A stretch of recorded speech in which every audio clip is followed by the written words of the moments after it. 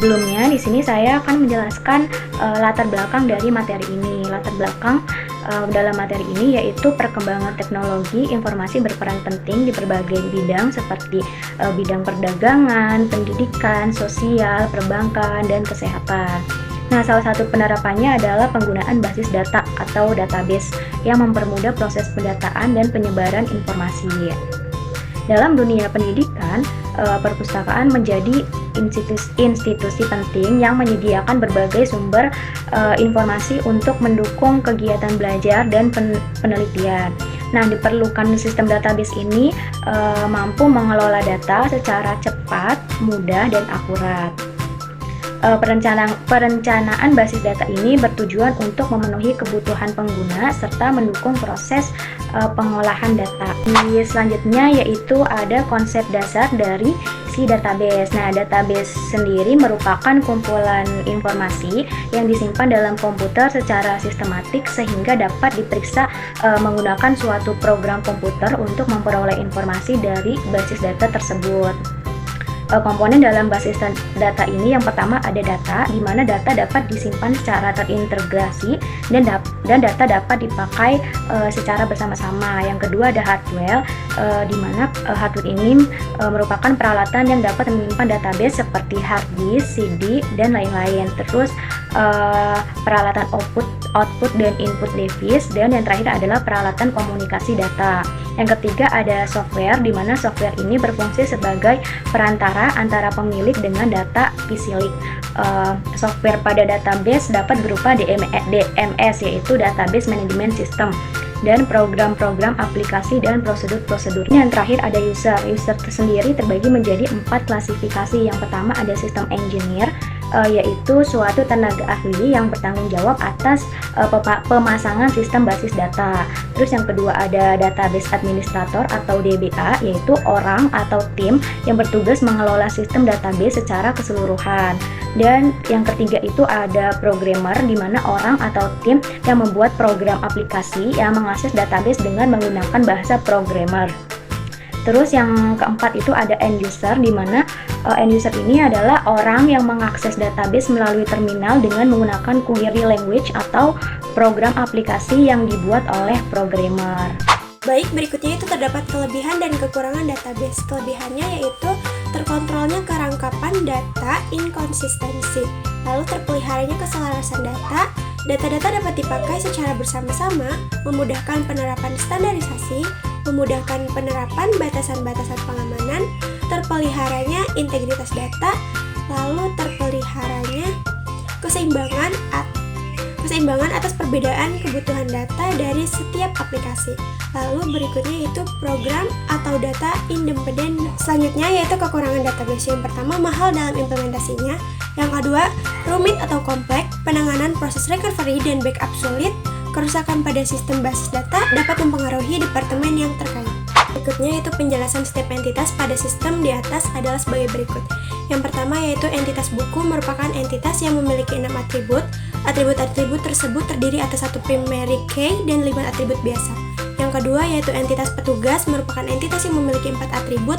Atribut-atribut tersebut terdiri atas 1 primary key dan 3 atribut biasa. Yang ketiga yaitu entitas anggota, di mana merupakan entitas yang memiliki 5 atribut.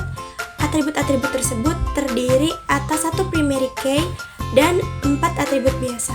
Yang keempat yaitu entitas bukti peminjaman, merupakan entitas yang memiliki 6 atribut. Atribut-atribut tersebut terdiri atas 1 primary key, 3 foreign key, dan 2 atribut biasa. Baik, di sini ada konsep laporan project basis data. Yang pertama ada data definition knowledge atau DDL. DDL ini digunakan untuk menggambarkan desain database secara keseluruhan. DDL ini juga digunakan untuk membuat tabel baru, membuat indeks, maupun membuat tabel. DL ini juga berfungsi untuk menentukan struktur dari basis data seperti mendefinisikan tabel, kolom, tipe data, dan hubungan antar tabel.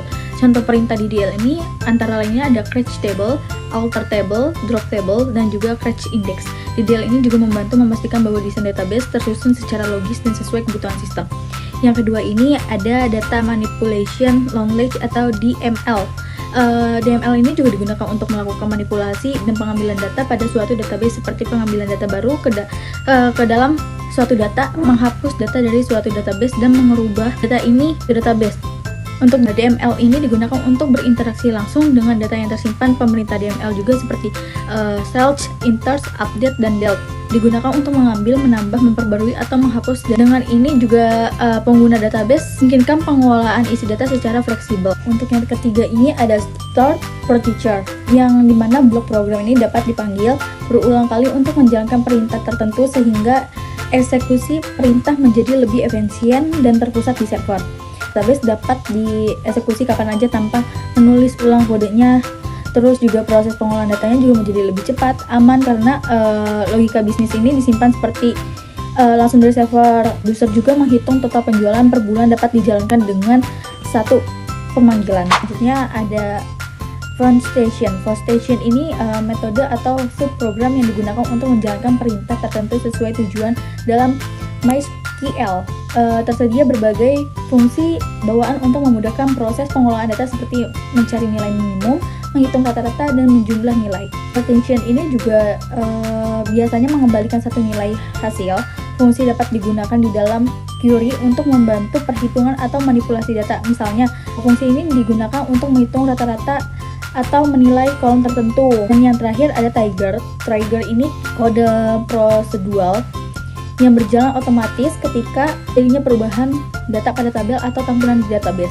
Trigger ini juga dapat dijalankan sebelum dan sesudah perintah DML seperti insert, update, delete, serta berfungsi sebagai integritas dalam konsistensi data. Juga dapat membantu sistem database dapat melakukan tindakan otomatis seperti memperbarui log aktivitas atau menjaga hubungan antar tabel agar tetap konsisten. Misalnya jika data pelangganan nih dihapus, Trigger ini bisa otomatis menghapus data transaksi yang terkait sehingga tidak ada data yatim atau overrun data. Untuk kesimpulannya, penerapan teknologi informasi melalui sistem basis data berperan penting dalam pengolahan informasi di berbagai bidang. Database ini memungkinkan penyimpanan dan pengolahan data secara sistematik, efisiensi, dan terintegritas dengan bantuan sistem manajemen basis data. Walaupun penerapannya cukup kompleks dan memerlukan biaya tinggi, manfaatnya seperti kemudahan akses serta pengendalian data menjadikan sangat penting bagi efektivitas organisasi. Dengan dukungan konsep yang tadi saya sebutkan, sistem database ini mampu menjaga konsistensi data dan meningkatkan kinerja lembaga atau perusahaan.